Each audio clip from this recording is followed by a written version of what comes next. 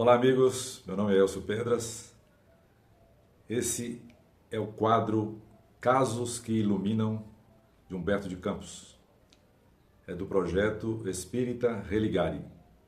Me convidaram para escolher um conto, de um dos livros do Humberto de Campos.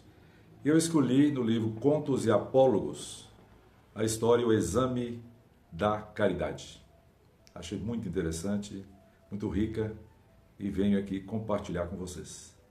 3 amigos, numa grande cidade do Brasil, resolveram fundar um centro espírita. Eles eram Ribeiro, Martins e Pires. Eram pessoas sérias, famílias equilibradas, pessoas, enfim, pessoas do bem, né? Então resolveram fundar esse centro espírita. E foi tudo muito organizado, tudo muito preparado, tudo feito com muito carinho.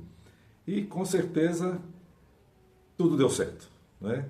O centro foi um sucesso, o movimento rapidamente foi tomando corpo, e a casa em pouco tempo estava cheia, movimentada de pessoas apreciando, aprendendo, e era realmente tudo o que eles imaginavam que fosse. E as coisas estavam correndo tudo maravilhosamente bem, né? Uma casa espírita bem estruturada, palestrantes muito bons, eles eram os 3 principais palestrantes da casa, e outros também, né? Começaram a agregar ao ambiente. Muito organizada, muito séria, os estudos feitos com base na doutrina espírita, certamente, os livros do Pentateuco de Kardec, né? E outras literaturas também de alto nível de respeito, de conteúdo sério, de escritores e médiuns também muito sérios, e a casa foi cativando a todos. Aproximaram-se espíritos afinados com aquele ambiente equilibrado que existia e foram dando suporte à casa cada vez mais. Dentre esses espíritos, destacou-se Irmã Custódia, que se identificou muito com o trabalho desses 3 amigos, e ela via aquele ambiente com certeza que seria uma sementeira a florescer, a dar frutos em breve espaço de tempos, porque ali acolhia pessoas com toda a sorte de necessidades, que é o objetivo de um sério centro espírita, acolher as pessoas, não é isso? E os trabalhos foram desenvolvendo, cada dia melhores, as pessoas gostando muito das palestras, frequentando, indicando amigos, estava um sucesso, até que o tempo voa, não é isso? Eles fizeram 10 anos, a casa fez esse aniversário de 10 anos, e todos queriam fazer alguma coisa especial. E a irmã Custódia disse: olha, amigos, é preciso que vocês realmente ressaltem esse aniversário de 10 anos da casa. É uma data muito importante, né? E é importante que seja comemorado, né? Eu sugiro que vocês desenvolvam temas voltados para a caridade, que é realmente a tônica, é o objetivo, a essência desse centro espírita, né? Desde o início. Então eu sugiro. Agora, eu já quero pedir desculpa a vocês, porque eu não vou poder estar presente, porque eu estarei com um compromisso já assumido no plano espiritual. Mas, certamente, na semana seguinte ao aniversário, eu estarei aqui para ver de vocês, me contar, né, tudo de bom que aconteceu, que certamente irá acontecer. E exatamente foi isso que aconteceu, meus amigos. Chegou o próximo encontro, foi a comemoração do aniversário. Puseram muitas flores, né? Os frequentadores, especialmente as mulheres, né? Que sempre são mais delicadas e têm muito bom gosto, decoraram o centro, não é? Com muitas flores, balões. Tava uma beleza, sabe? Um forro lindíssimo na mesa, sabe? Uma beleza, uma beleza. E tudo transcorreu conforme programado. Agora, eles deram destaque realmente, por sugestão da irmã Custódia, de cada um deles iria falar sobre caridade, né? Cada um ia fazer uma palestra, e cada um escolheu uma essência para destacar dentro da caridade. O primeiro ia falar caridade e humanidade. O segundo, vou falar sobre caridade e harmonia. E o terceiro, vou falar sobre caridade e iluminação. E assim fizeram. Amigos, pode-se ter ideia do que aconteceu. Foi uma maravilha, foi um sucesso, uma energia fabulosa, tudo transcorrendo da melhor maneira, tudo sereno, tudo harmônico. Foi um espetáculo. Quando terminou a reunião, era normal se ver inúmeros frequentadores agradecendo, abraçando eles 3, e vários, com lágrimas nos olhos, tal a emoção que foram tomados durante aquela noite. Foi uma beleza. Então, terminou tudo, organizaram, fecharam a casa e os três falaram assim, olha, vamos vamos a pé hoje, não vamos de bonde, não. Na época eu usava bonde, né? Isso foi no século passado. E que nós vamos conversando. Eu estou entusiasmado, um falou, eu também estou, então vamos conversar, né, a respeito.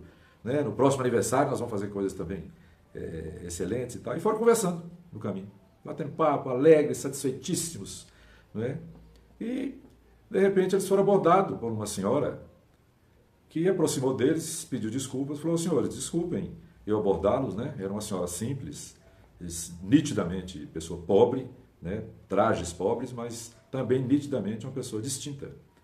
Pediu desculpas e falou, olha, será que algum de vocês pode me hospedar esta noite?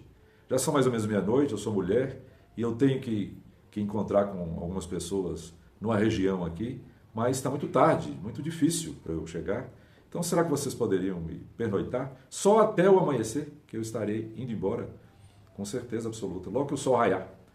Aí o Ribeiro falou assim, minha senhora, infelizmente é impossível, eu sou um homem casado, né? Eu sou um espírito, um homem sério. Como que eu vou acolher uma mulher na minha casa? Minha esposa jamais entenderia isso. A senhora me perdoa, mas não tem jeito. Né? O Pires também virou e falou assim, olha, eu também não tenho condição. Eu tenho uma vizinhança muito linguaruda, falam demais, ela deve saber como é que essas coisas são, e certamente vai virar uma loucura eu hospedar uma mulher, principalmente à noite, na minha casa. E minha mulher nem pensar a respeito de dizer isso para ela. E o terceiro, para arrematar, falou, olha, minha senhora, a senhora desculpa, a gente compreende a sua situação realmente, mas é impossível. E além do mais, a senhora há de convir que nessa hora da noite a senhora pediu uma coisa dessa, realmente muito difícil, impossível. Mas eu estou pensando aqui, amigos, nós podemos cotizar, cada um dando 5 cruzeiros, né, era a moeda da época, e a gente podia conseguir um hotel, tem um aqui próximo, mais barato, mais simples, para a senhora pernoitar, né, descansar, e amanhã a senhora segue o seu destino. E ela despediu, agradeceu muito, e eles foram para casa. Interessante é que pela manhã um deles ligou para o outro, para eles encontrarem antes de ir para o centro espírita, e os três se relataram que não dormiram à noite, ficaram com a consciência pesada, ficaram sem saber se eles tinham feito corretamente esse comportamento, se foi correto, né? E ficaram os três realmente abatidos, preocupados com aquilo e tal. E combinaram então de no próximo dia, que era uma vez por semana os encontros, que eles iriam lá para casa e iriam meditar a respeito desse acontecimento, né? Chegou o dia do retorno, eles chegaram e, como sempre acontecia, antes da reunião pública, tinha um encontro com a espiritualidade e a irmã Custódia, como prometeu, né, como combinou, apareceu para eles. Falou, meus amigos, apareceu através do médium, né? E sorridente disse, meus amigos, estou aqui conforme combinado. Certamente tudo correu uma maravilha, né? Tudo, entendeu? Eu tive conhecimento, evidentemente, né? Participei alguns poucos segundos, né? Tive aqui. E foi uma beleza. Agora, eu vou dizer para vocês que me surpreendeu bastante o comportamento de vocês naquela noite que aquela mulher apareceu. Jesus, na sua divina bondade, me deu a possibilidade de materializar na frente de vocês. Era eu aquela mulher. E vocês com 10 anos desenvolvendo um trabalho aqui nessa casa, que tem como tônica a caridade, foram incapazes de acolher aquela mulher naquela noite. O que conseguiram com esses 10 anos foi abrir a bolsa e tirar 15 cruzeiros. Então, amigos, se eles, imaginam, envergonhadíssimos, abatidos, né? Ela falou, mas não desanimem, não desanimem.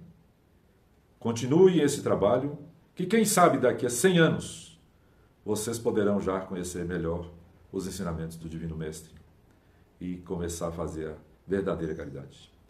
Então, amigos, essa mensagem nos traz um ensinamento extraordinário, riquíssimo, e nos mostra claramente de que não adianta termos conhecimento intelectual, conhecemos muito, lermos muito, termos realmente muito conhecimento sobre as coisas, sobre o Evangelho, sobre o ensinamento de Jesus, sobre os livros espíritas, se nós não tivermos efetivamente a condição de praticar, de botar em ação os ensinamentos.